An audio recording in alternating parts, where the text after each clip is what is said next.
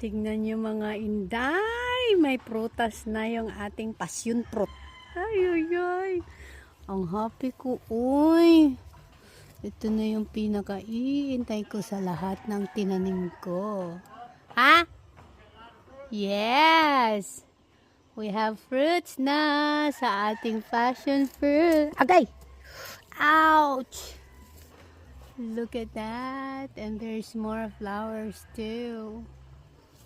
Bigyan niyo pa ako ng bunga, please. Para ma-enjoy ko naman kayong kainin, please. Sige na, please. Here's more. At marami pa tayong mga bulaklak. Lagyan pa natin ng pataba para mabuhay sila. Yung alateris ko ay lumalaki na. Pag ito'y lumaki, magkakaroon na ng